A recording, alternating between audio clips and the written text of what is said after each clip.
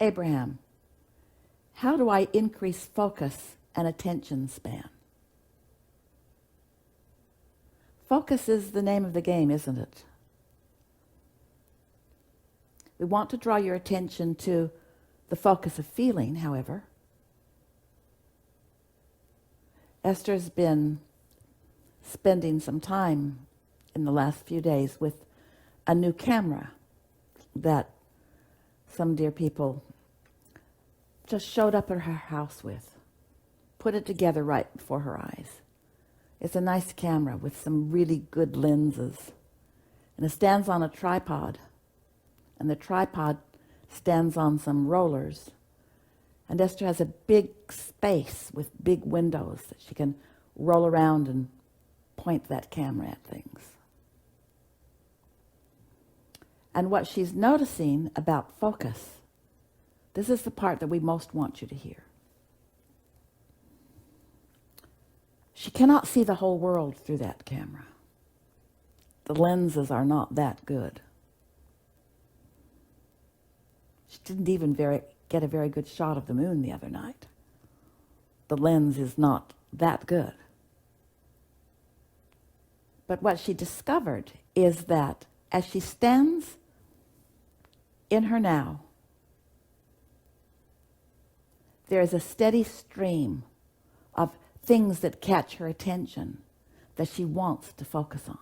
This new camera has sort of enlivened that awareness. And she's noticing that as she stands expectant of something lovely to show up for her to focus on and capture for a moment, that there's no end to the loveliness that shows up. Some years ago, when Jerry and Esther first moved to Texas, they moved into a little house. They rented it, and in the front yard was a great big, very old oak tree, the only thing standing out there in that big front yard. And Jerry said, as they were sitting one day looking at it, Esther, look at that tree. It just stands there, and everything that is important to it comes to it. And Esther basked with Jerry in a moment of, it was a law of attraction moment, of whatever the tree wants just comes. And Esther argued with that a little bit because she wants more to come to her than apparently that tree wanted. She's willing to move about, and as she moves about, let more things come to her. That's why her consciousness is focused in this human body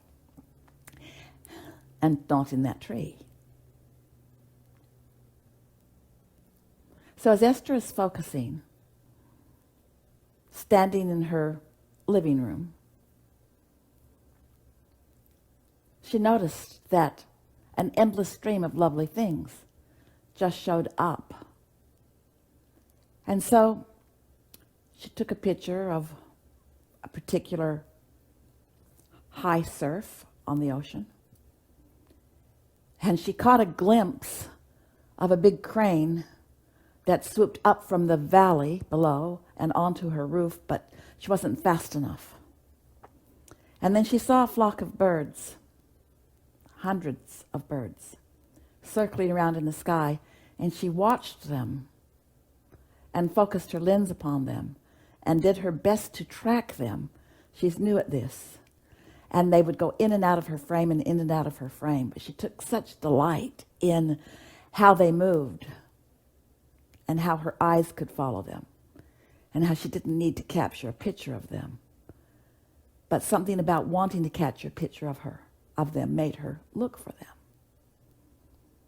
And she began to think about how she could just stand in this one spot and enough could come into her focus to keep her living happily ever after. Because you can focus as broadly or as specifically as you decide.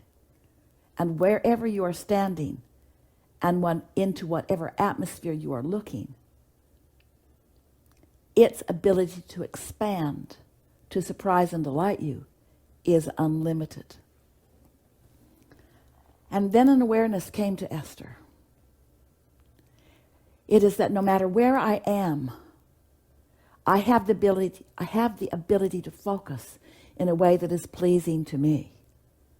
And it made her want to stand in more moments, looking for more positive aspects in more of those moments. It's so easy to stand in a place longing for all of the times you've been focused, instead of just enjoying this one. Or longing for all of the places that you used to be able to be, instead of just enjoying this one. Or longing for all of the conversations that you've had with all of the people, when of course you could be focused upon just this one. Your ability to focus and your ability to feel satisfaction are inextricably tied together. You have to desire to feel good. And it is our promise to you that no matter what moment in time you stand in, or no matter where you are, or no matter who's around, this moment in time has the wherewithal to bring you into the satisfaction that you would call ecstasy, strong focus in this moment.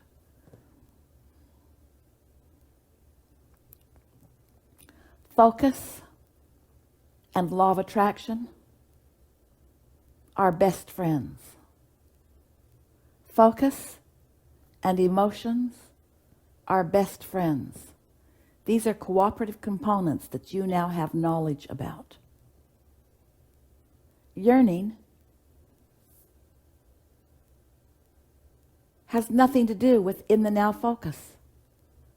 Here you stand in every moment with the ability to focus yourself into delight, and yet you yearn for something that isn't in your range of seeing right now. Why would you do that? Teach yourself your ability to focus yourself into pleasure, no matter how narrow or broad your view is in this moment. And what you will come to see is that, like this camera lens that Esther can zero in or pull back, that you have the ability to be as broad in your view or as narrow in your view. And in all of it, there is the potential, the capacity for indescribable pleasure. Now, we can't make you believe that. Oh, but we want you to. It is our expectation for you. And when it is yours, the deliciousness of your life will be indescribable. Your desire to communicate it with others will hold you back, because each of you stand in your absolute, personal, and unique moment of focus in time. In every conversation, in every sentence, in every relationship, in every view through every camera lens, in every memory, in every anticipation. In other words, you are so unique. And you have a partner.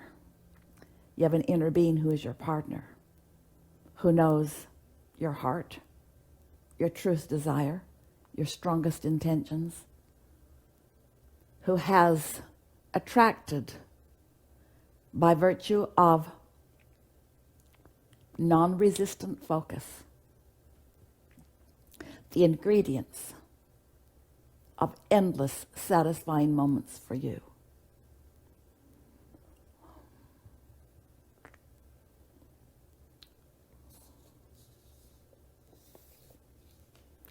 Some of you experienced mind expansion far beyond the words we spoke or the words you heard.